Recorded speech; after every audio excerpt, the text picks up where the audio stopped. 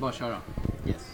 Yeah, so finally we have Taro Daniel with us from Båstad this year. You've been in Sweden a couple of times, so we've had our chances to meet you, but more lucky this time. Yes. It's my third time here, but Sweden, I played the Davis Cup here a couple of years ago. That's not far away from here, actually. No, very close. Yeah, 30 minutes away. Yeah, you know your geography in Sweden. Yeah, of course. Yeah, I love this area of the world. I think Scandinavia it has some similarities to Japanese with the way kind of people behave and stuff. They're more quiet, all that kind of. So I find it easy to be here. Yeah. But then we have to get you to come to Stockholm as well. I know you've been there once, but this year the Tokyo tournament is not at the same week, so maybe we'll see Taro in Stockholm later. Yeah, I hope so. I love that tournament too. The only problem is I haven't done great because always I feel like the balls are so heavy when you play in Sweden. But I do like coming here, so I want to do well. Yeah. I mean, you've been like top 130 for 10 years now or something. So you're big legend of the sport.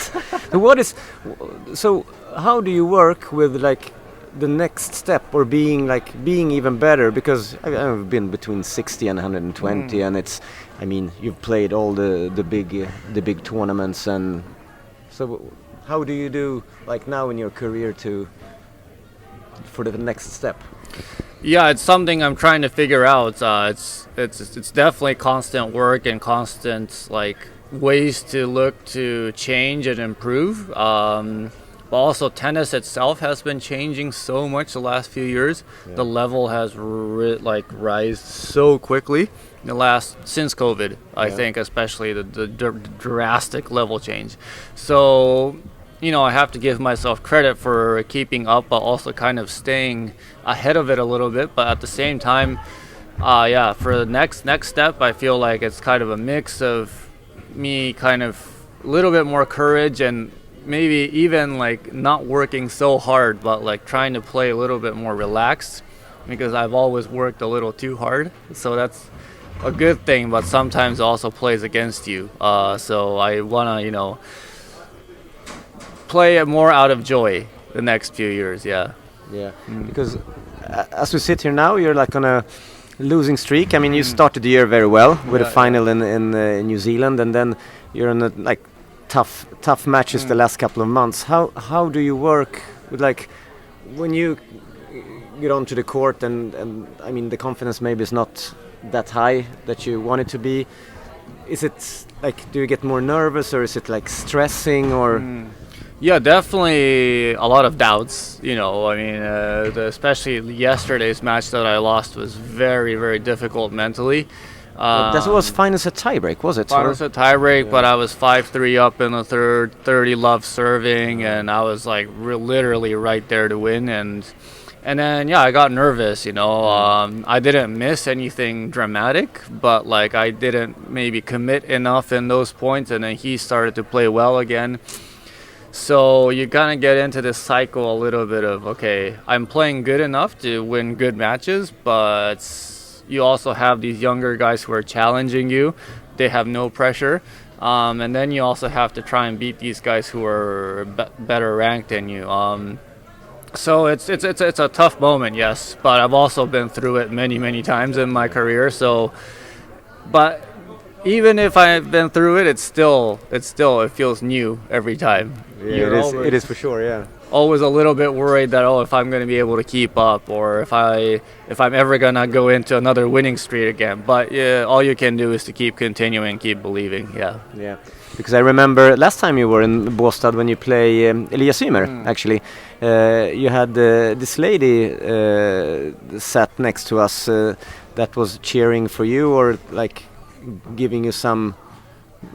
Not advice, but she said like believe in yourself, Taro. Is that a mental coach, or? Oh, yeah. So she was actually my coach for a few years, Jackie Reardon. Yeah. But she was a player herself, but way back in the day, and then now she has her own, kind of, let's say, mindset program or coaching platform, and so we work through many different angles, but mostly through changing my perspective on, I was very I thought I wasn't that closed as a person, but she made me realize that I could even be more open, and stuff like that. So she was a very, very big person in my life, as she still is. So yeah, that's definitely been a big part of my career so far in the last few years. Yeah. Yeah, because we know that Taro can play good tennis. He's actually beaten Novak Djokovic in Indian Wells. Yeah. After that win, how did you feel, and how did other people react to it when you come in maybe to a player lounge or people regular people, more hype or? Not more hype, but I feel like I've earned a certain baseline of respect with my colleagues and also with the fans. I think people know that, okay, even if I have a bad year and I go down to 200, they'll always know that Taro he has the potential to come back. And then they all also know that, okay, I'm hardworking and I'm never gonna really give up.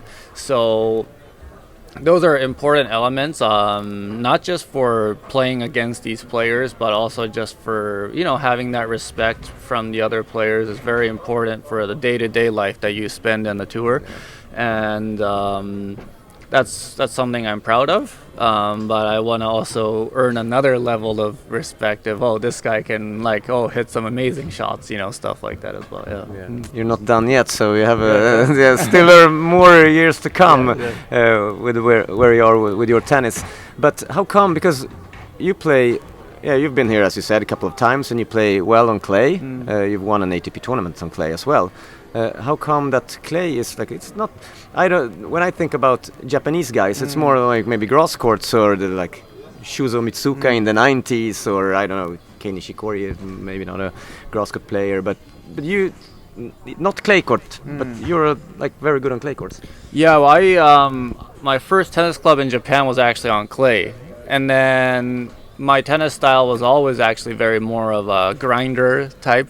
Yeah. And then we moved to Spain. Our family moved to Spain when I was 13. So then I lived there for 10 years. Also, you speak Spanish as well? Yes.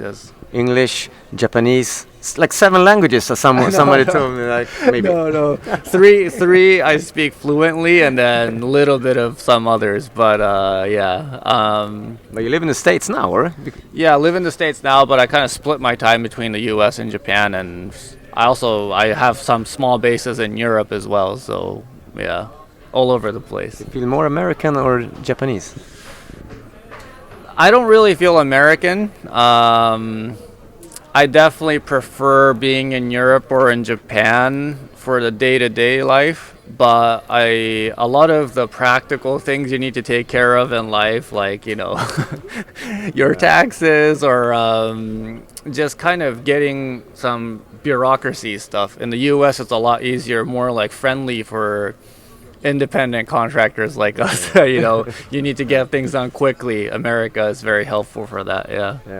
But when you set your calendar and choose tournaments, is it a lot of you think, I want to go to these places, or this is a new place, or I rather go to Europe than to maybe somewhere else, or what is the main criteria to choose tournaments? Well, number one, I would say is conditions. I generally prefer places that are bouncing higher and the ball is flying a little bit. But this time, for example, I had the choice between Stad or Bastad, and then 2 very different conditions. Because here it's very slow, very heavy, and then in Stad it's flying like crazy because it's very high altitude. Yeah. Last year, Stad didn't go very well, so I decided, okay, I'll come to Bastad. They also changed the balls here to Dunlops, so, that was better. I didn't really like the Tretorns and the Robin Soderling balls, to be honest. So, yeah, definitely prefer the Dunlop ones here. But yeah, condition, and then the other one is just if I enjoy the vibe of the tournament. Bastad's definitely one of my favorite. I would say top 2-3 events of the year for sure. Yeah, it's breaking news here in with Taro Daniel. Bastad. Yeah. So now coming up is like your third Olympics. That's amazing. Yeah. And last time it was in Tokyo.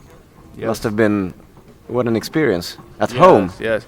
Well, but it was quite a sad experience, to be honest, because it was when I made it. It was such a happy news because my goal was to make it, and then we thought we were going to be able to play with some crowd, and then my parents made it over there just to watch it, and then they couldn't come and watch it in the end, and the whole situation was just very chaotic and so unlucky also to get this COVID's period at that time. Everything was so political. It's just I'm glad that I'll forever be able to say I played the Tokyo Olympics, but it's not a nice memory. That week was very difficult. We were testing every day. The heat was another thing that was just like 40 degrees every day, and we were playing right in the middle of the day every match, and it was very tough. You look forward to Paris?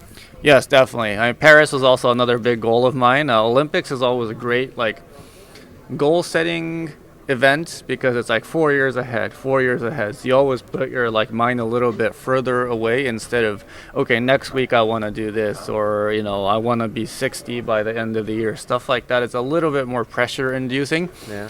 But whenever you set your goal to something a little bit further away, it feels a bit more you don't have to do something right now. Yeah.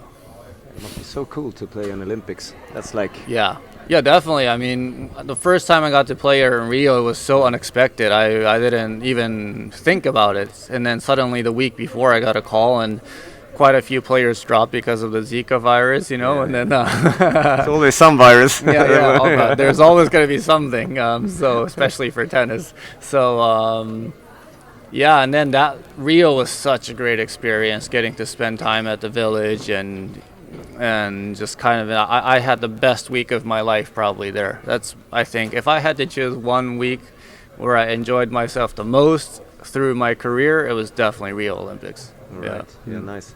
We're gonna let you go, Taro. The cameraman will ask you one question, but before the cameraman will ask you the last question, when you played the Davis Cup in Helsingborg, I think it was against Dragos Madaras. You did an ace. Did you scream "Allé" after that ace? Yeah. Did you? You remember that? 14. There were some very small group of guys that kept chanting "Allé" after the guy won, and it was funny. I wasn't annoyed with it, but the match was starting to get a little bit intense, and then I needed a bit of distraction to get my mind off being too serious, and it actually helped because it was on my mind and I couldn't get it off. I couldn't get it out, and then I was just like, okay, I'll just kind of joke back with them if I hit a good shot. More Allé from Taro Daniel in the future then to get you relaxed. That's maybe what you should have done at 30 Love yesterday at the 553. Yeah, exactly. Yeah, I need more jokes in my life. Yeah, all right, the cameraman. Yes. I would, so the question is, what is the biggest difference between Japanese and Spanish culture, would you say? I mean...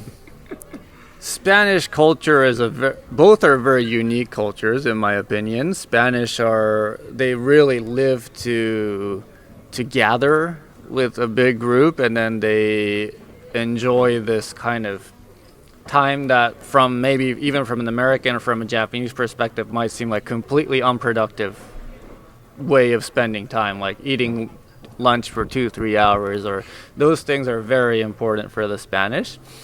For the Japanese, the number one value is to work hard, which is, I feel like I have both of that, but, Japanese culture is definitely a lot more serious.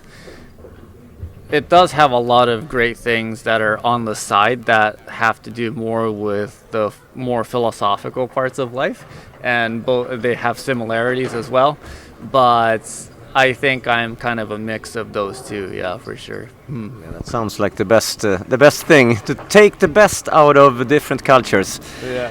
Nice to meet you, Taro Daniel, Yeah, and yeah, good luck in the future and in the Olympics, the US Open, like rest of the year. Maybe we'll see you in Stockholm. We don't know yet. I hope Hopefully, so. yeah. Cool. Thank you. Thanks, man. Thanks.